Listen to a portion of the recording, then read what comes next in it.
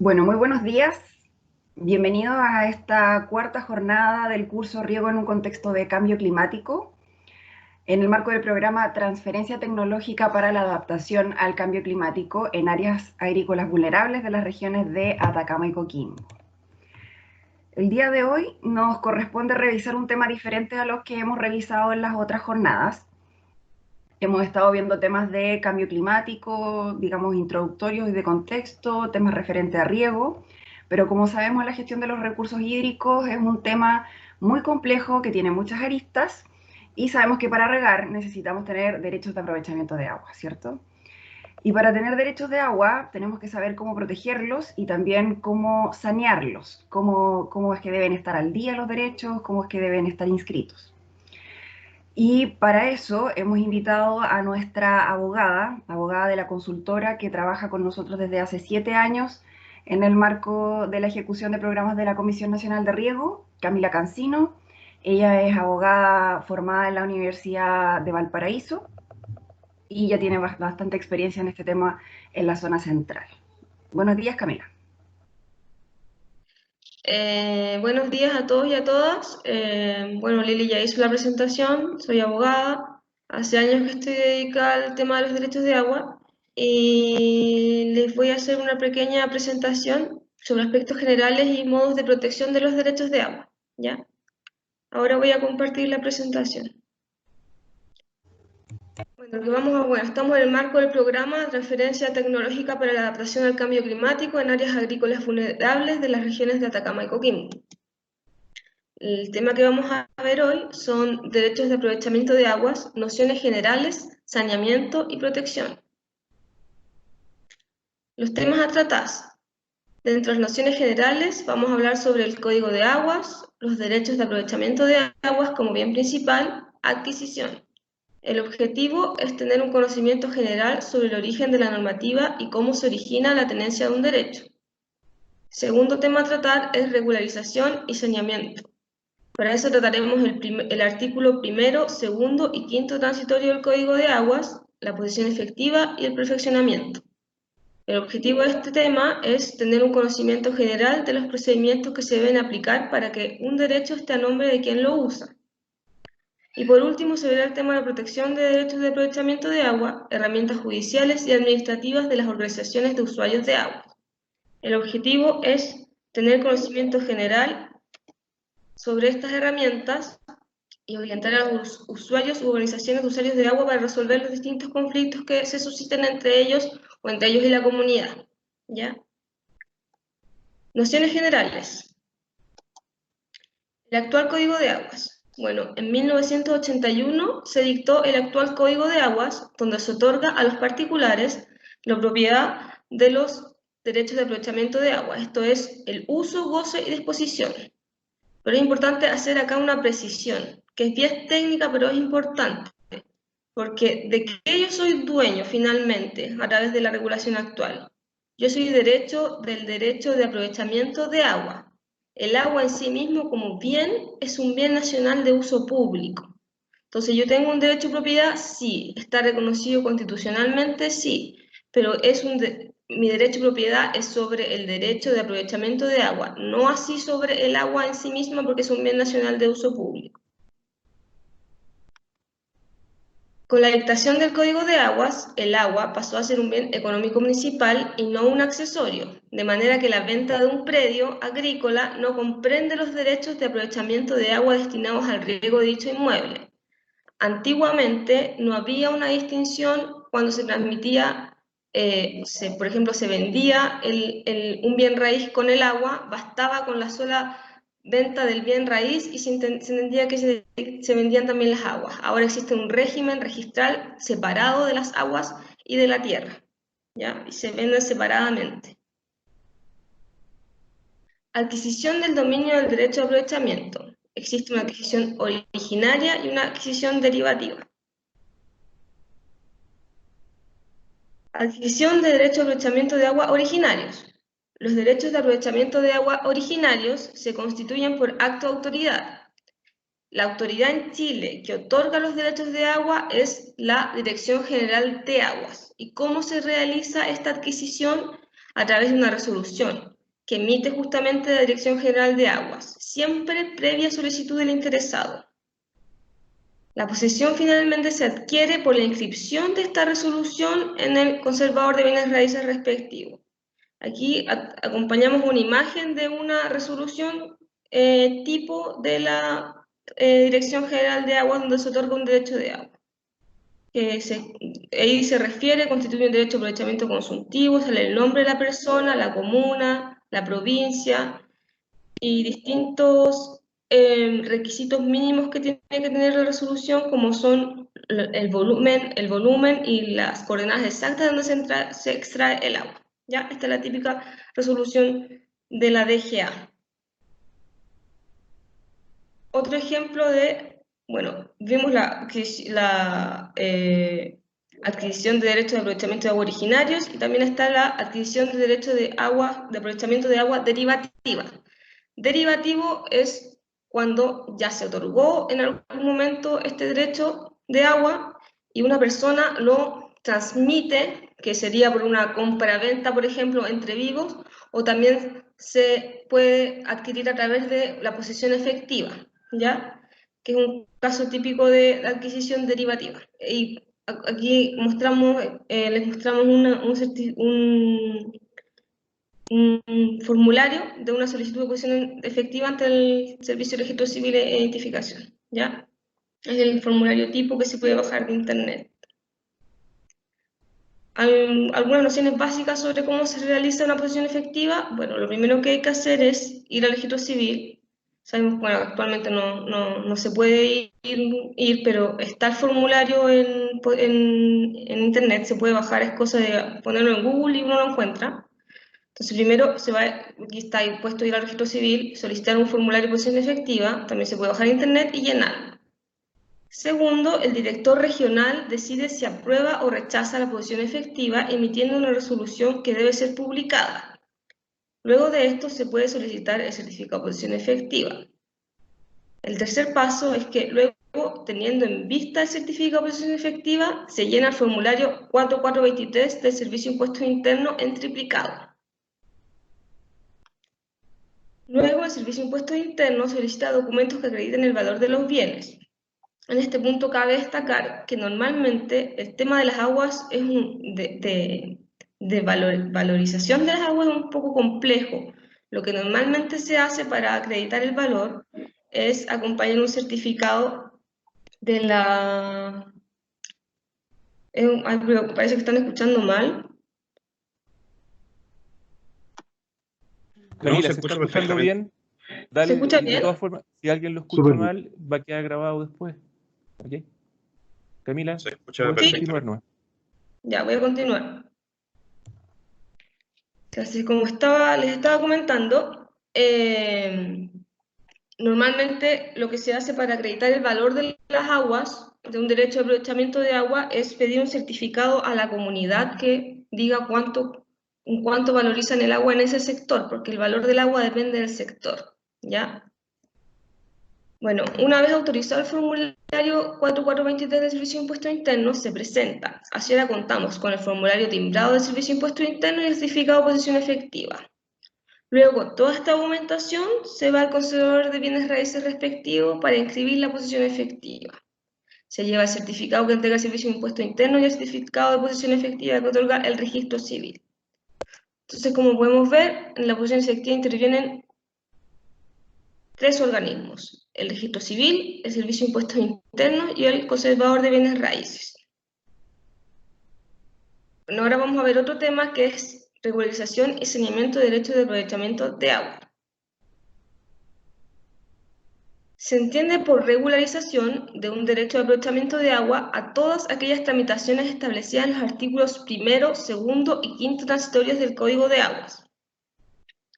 Primero vamos a ver el artículo 1 transitorio del Código de Aguas, que tiene que ver con la inscripción de los títulos correspondientes, por ejemplo, una compraventa o una posesión efectiva, desde su actual propietario hasta llegar a la inscripción de la cual proceden. En el fondo lo que se hace es establecer la cadena.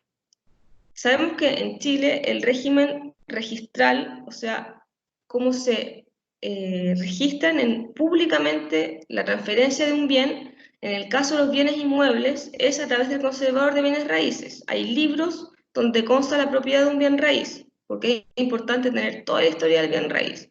A partir de la reforma del año 1981 existe el libro de aguas. Entonces es necesario que si una persona realiza una compraventa, tiene que ir anotando en el registro de aguas del conservador de bienes raíces esa compraventa. Y siempre se tiene que seguir la historia, establecer la cadena de transferencias en este caso de las aguas. De esta manera se tiene certeza. La única forma de saber si una persona tiene un derecho y si está correctamente inscrito es establecer esta cadena en el conservador de bienes raíces respectivo. Esta es la forma más común en el artículo primero transitorio del Código de Agua. Aquí les mostramos un ejemplo de escritura típico de compraventa de derecho de agua, donde está al lado izquierdo está el tipo, el tipo de título que se trata, en este caso una compraventa, podría ser una donación, podría ser una herencia, está el nombre del adquirente y del vendedor, los datos del repertorio, el número que está arribita, conservador, año y foja. ¿Ya?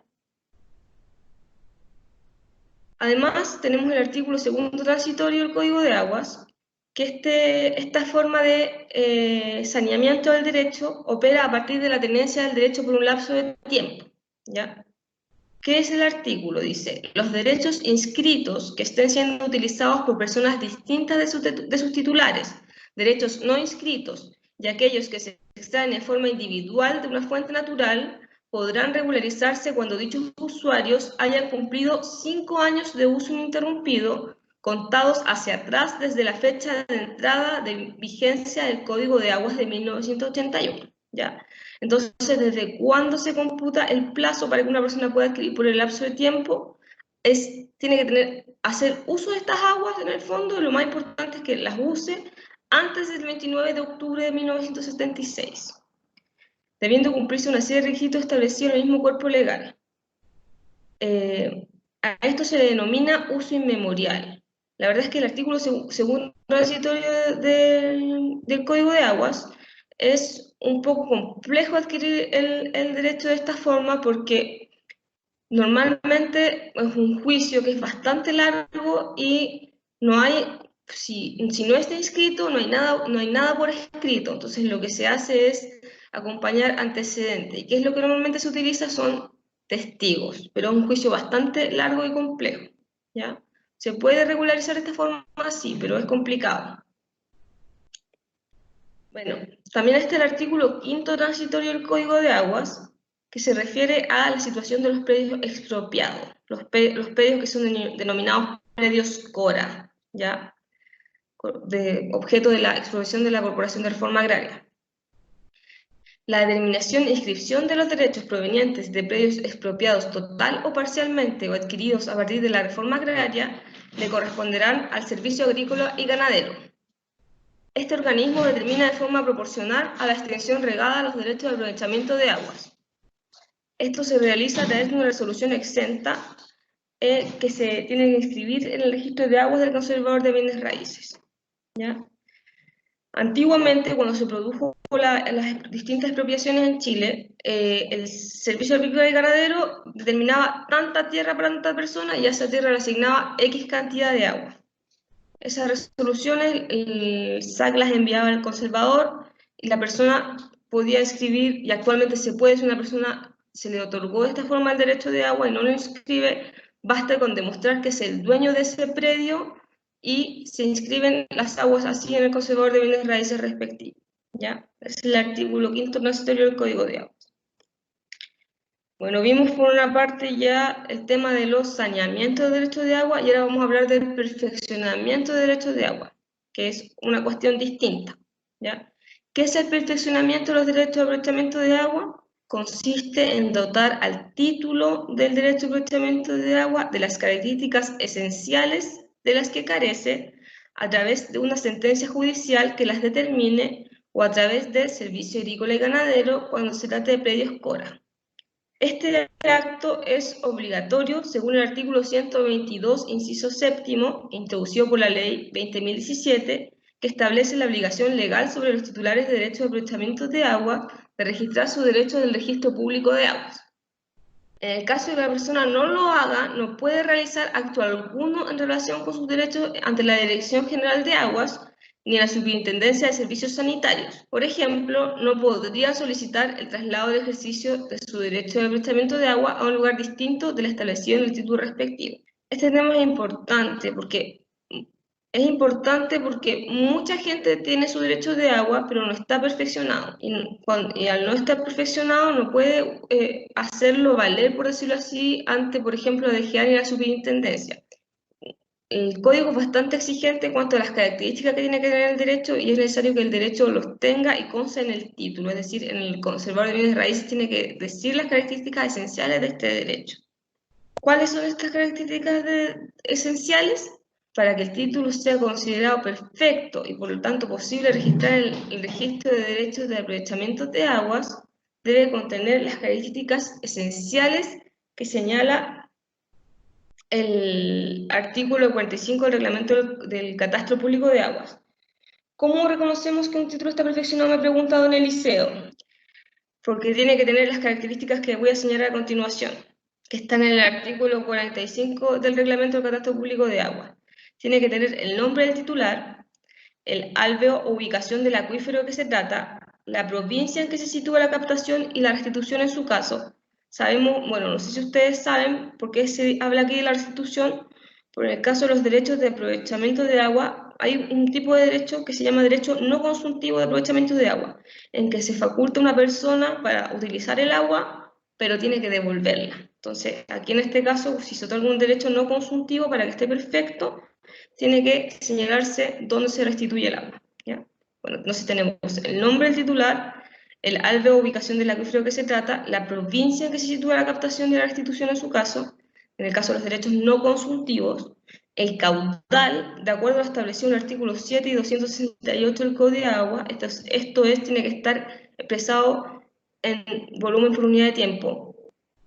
Si se trata de un derecho consultivo o no consultivo, de ejercicio permanente eventual o de ejercicio continuo, discontinuo o alternado entre varias personas.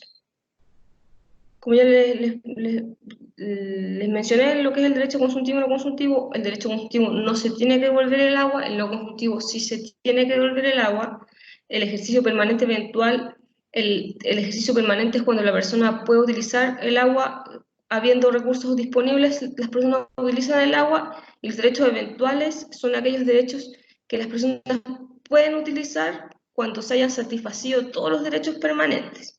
Y los de ejercicio continuo, discontinuo o alternado entre varias personas es si pueden hacer uso del agua en el fondo a las 24 horas del día o tienen que utilizarlo por lapsos de tiempo. Entonces, normalmente lo que falta en los títulos, normalmente lo que falta son las características de los derechos, casi siempre falta eso. No están con las características que se señalan en la letra E, ¿ya? Bueno, ahora vamos a ver otro tema. Ya vimos el tema del saneamiento y perfeccionamiento.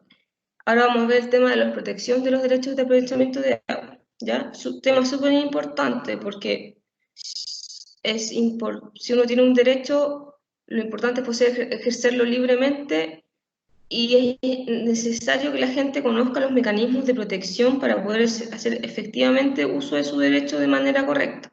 ¿Ya? Hay mucho desconocimiento en este tema.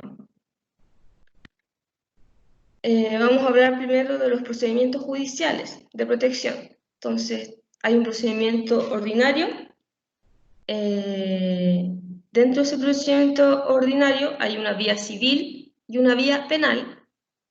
También hay procedimientos especiales, entre los cuales podemos encontrar el recurso de protección y el amparo de aguas. ¿Ya? El procedimiento ordinario es las normas generales, la vía civil, están contempladas en el Código de Aguas.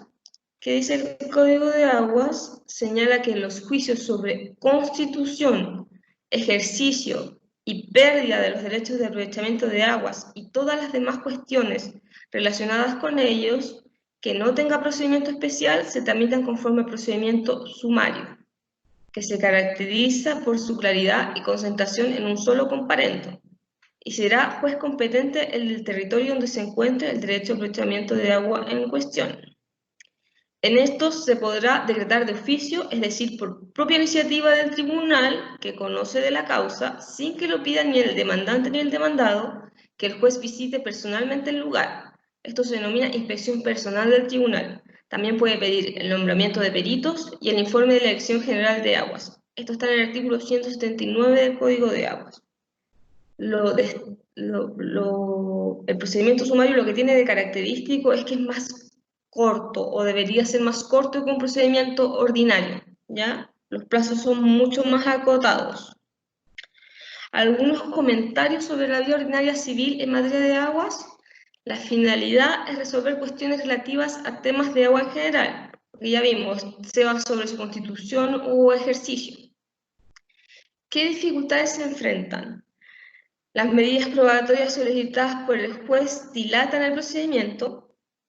Existe un desconocimiento de los jueces civiles de vías para solucionar el conflicto y a veces no hay contraparte, juicios de regularización, por lo que se acude a la Dirección General de Aguas, quien concurre como parte pese a no verse afectada en juicio. El aspecto positivo es que se trata de un procedimiento especial, ¿ya? Ahora vamos a ver el robo de agua, que es la vía penal. El robo de agua está descrito en el artículo 459 del Código Penal. Esto fue objeto de una reforma hace poquito, el año pasado nomás se reformó y se subieron las penas, ¿ya? ¿Qué señala el artículo 459 del Código Penal? Que señala que se arriesgan las penas de presidio 61 días a 3 años y multas de 20 a 5.000 UTM, los que sin título legítimo evadiendo derechos ajenos. Estos son los tipos penales. ¿Qué actitudes constituyen delito? Primero, dice los que sacaren aguas de represas, estanques u otros depósitos de ríos, arroyos o fuentes, sean superficiales o subterráneas, de canales o acueductos, redes de agua potable, instalaciones domiciliarias de estas, y se las apropiaren para hacer de ellas un uso cualquiera. Segundo, los que rompieren o alteraren con igual fin diques, esclusas, compuertas, marcos u otras obras semejantes existentes en los ríos, arroyos, fuentes, depósitos, canales u acueductos. 3. Los que pusieran embarazo al ejercicio de los derechos de un tercero en dichas aguas. 4. Los que usurparen un derecho cualquiera referente al curso de ellas o turbaren alguno en su legítima posesión. ¿Ya? Entonces, ¿qué constituye un delito en el fondo? Sacar agua o entorpecer el uso que otra persona haga. El 460 del Código Penal contempla una agravante. Cuando los simples delitos a que se refiere el artículo anterior se ejecutaren con violencia o intimidación en las personas, si el culpable no mereciere mayor pena por violencia o intimidación que causare, sufrirá la de presidio menor en cualquiera de sus grados, esto es hasta 5 años de cárcel, y multa de 50 a 5.000 UTM. O sea, en el caso que haya violencia o intimidación, la pena puede aumentar de los 3 años hasta los 5. ¿Qué hacer cuando le roban su agua o por alguna razón le piden ejercitarla? Lo que se tiene que hacer es dejar una constancia del robo o del entorpecimiento causado y del presunto causante, ya sea a través de fotografías, testigos oculares, denuncia a carabineros o mediante la presencia de un notario. Acudir al celador del canal, si es que se tiene, y se debe dirigir a la directiva de la comunidad y todo debe hacerse constar por escrito. ¿Ya? Comentarios sobre la vía penal. La finalidad es la aplicación de una pena. Dificultades que se enfrentan. Primero, el Ministerio Público debe tener convencimiento del delito y existen dificultades probatorias. Porque es difícil pesquisar efectivamente cuando alguien está robando agua y quién fue. ¿Ya? Segundo, el Ministerio Público no tiene conocimientos técnicos necesarios, por lo que deriva a la unidad de fiscalización de la Dirección General de Aguas, quien puede emitir un informe sobre la infracción. Tercero, una vez pasadas estas barreras, se procede a la formalización del delito. Aspecto positivo es que a veces solo basta la sola notificación de la denuncia para lograr amedrentamiento en el infractor. Es decir, la persona sabe que está siendo investigada y se abstiene de seguir, en este caso, robando agua. Bueno, otra forma de proteger el derecho de agua, de aprovechamiento de agua, es el recurso de protección. Está regulado en el artículo 20 de la Constitución Política y procede cuando el titular de un derecho de aprovechamiento que por causas de actos u omisiones arbitrarias de un tercero sea privado, perturbado o amenazado en el ejercicio legítimo de su derecho. Puede recurrir a la Corte de Apelaciones respectiva a fin de que se restablezca el imperio del derecho interponiendo un recurso de protección. ¿Ya? Lo interesante del recurso de protección, una de las cuestiones súper interesantes es que puede interponerse incluso si uno ve amenazado el ejercicio legítimo de su derecho. No es necesario que esté actualmente, pero sí que existan antecedentes suficientes que permitan presumir que se está siendo amenazado ese derecho. ¿Se necesita tener un abogado para interponer un recurso de protección? No se necesita. ¿Cuál es el plazo para presentar un recurso de protección? El plazo es de 30 días corridos, contados desde que ocurre el acto o amenaza que motiva el recurso o desde que se tuvo conocimiento de dicho acto o amenaza, hecho que debe ser acreditado ante la Corte. ¿Qué requisitos debe tener el recurso de protección? El recurso se debe presentar por escrito y fundamentar cuál es la acción u omisión ilegal o arbitraria que sirve de base a su interposición, así como los derechos o garantías consagradas en la Constitución que se están siendo vulneradas.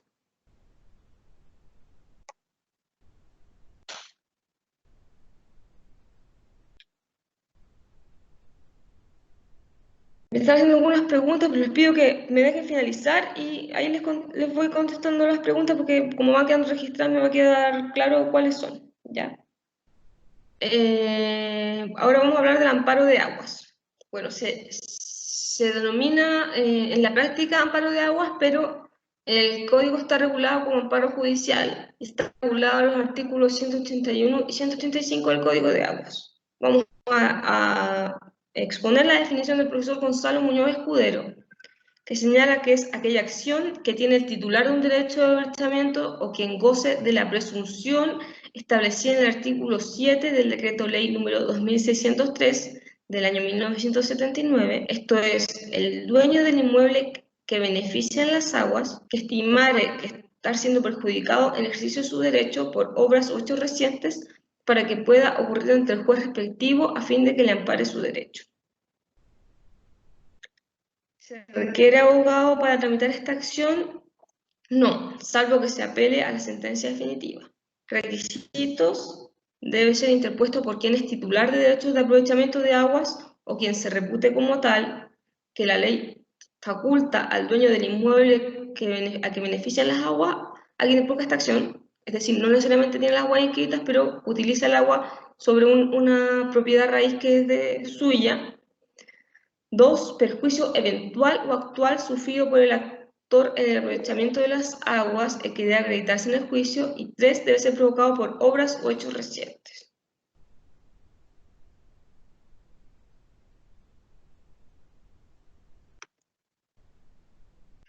En el juicio se realizan descargos u observaciones por parte de los presuntos responsables y a los representantes legales de negociación de usuarios a que pertenece el recurrente dentro del término de 5 días de realizada la notificación. El juez dispondrá una inspección ocular con cargo al recurrente y puede requerir informe de la Dirección General de Aguas si lo estima conveniente. Luego viene la resolución del juez que acoge o deniega el amparo. Comentarios sobre el amparo judicial. La finalidad es proteger al titular o al que goce de la protección legal cuando se viere perjudicado en el ejercicio de su derecho de aprovechamiento de agua por obras o hechos recientes. Dificultades que se enfrentan en los casos que se solicite la intervención de la Dirección General de Aguas. Esto se hará sin previa comunicación a las partes ni al tribunal, sin consultar a la organización de usuarios ni a ningún conocedor de las particularidades del cauce, evacuando un informe seguramente varias semanas después. Otra dificultad es que los jueces tienen escasa preparación técnica en materia de aguas. Un aspecto positivo es que solo hay una diligencia obligatoria, que es la inspección personal del tribunal. ¿Ya? Es optativa incluso la intervención de la Dirección General de Aguas. Pero la verdad es que la mayoría de las veces, si no el 100%, sí se solicita la intervención de la Dirección General de Aguas. Bueno, entonces vimos el saneamiento de los derechos, perfeccionamiento, los mecanismos de protección, y por el último temita que nos queda son las herramientas de la comunidad para la resolución de conflictos, porque todo lo que conversamos son vías judiciales de solución de conflictos, pero las herramientas con que cuenta la comunidad. La principal herramienta con que cuenta una comunidad de aguas, una organización, perdón, de usuarios de aguas, porque no solamente sabemos que existen más de una organización de usuarios de agua, dentro de las cuales puede ser una comunidad, ¿ya? Es que el directorio actúe como árbitro arbitrador. En el fondo, el directorio actúa como un juez, ¿ya? ¿Cómo se realiza este procedimiento? Primero, se presenta la reclamación al directorio. El secretario de la organización cita a una reunión en un máximo de 5 días hábiles para analizar el caso. El directorio, en un máximo de 30 días hábiles, deberá oír a las partes y resolver el reclamo. Si no se falla en este tiempo, el interesado podrá recurrir a la justicia ordinaria y el directorio podrá ser multado. Las resoluciones solo podrán ser adoptadas de acuerdo a la mayoría absoluta de los miembros asistentes, los que deberán firmar. Servirá de actuario y ministro de fe el secretario del directorio. Las resoluciones serán notificadas por carta certificada. La fecha será el segundo día siguiente a su remisión. Se podrá reclamar ante los tribunales durante los 6 meses siguientes a la notificación. En general, los jueces respetan los fallos de los directorios. ¿Ya? Comentarios sobre el arbitraje dentro de la comunidad. Finalidad: resolver conflictos entre comuneros y entre comuneros y la comunidad en relación a sus derechos y repartición de las aguas. Dificultad que se enfrentan: deben estar bien organizados como organización. Aspectos positivos: mucho más rápido que un procedimiento judicial. Segundo, es más democrático, puesto que los directores son elegidos por la comunidad. Y tercero, los directores tienen más conocimiento que un juez en cómo funciona esa organización de usuarios de agua. ¿Ya? Bueno, a modo de síntesis de esta presentación, quisiéramos destacar que nos rige el Código de Aguas desde el año 1981, en que se separa el agua de la tierra, que se puede adquirir de forma originaria a través de la DGA o derivativa de la persona. Forma de saneamiento o regulación: se puede hacer la cadena de títulos, que es lo que mencionamos en el primero transitorio, el uso inmemorial, que es el segundo transitorio del Código de Aguas, o a través del quinto transitorio, que son todos los predios expropiados por la reforma agraria. En la actualidad, el sistema legal chileno contempla una serie de mecanismos de protección y resolución de conflictos en relación a los derechos de aprovechamiento de agua, judicializando el asunto o permitiendo a la organización de usuarios de agua solucionarlos dentro de la misma comunidad. El sistema de protección de los derechos de aprovechamiento de aguas ha intentado ser asequible a los usuarios a través de la desformalización. No obstante lo anterior, existen algunas dificultades en relación a la efectividad de los mecanismos judiciales, por temas promotorios, no tener los conocimientos técnicos y tener que recurrir constantemente a la Dirección General de Aguas. Por ello, la importancia de fortalecer la resolución de conflictos al interior de la propia organización de usuarios de agua.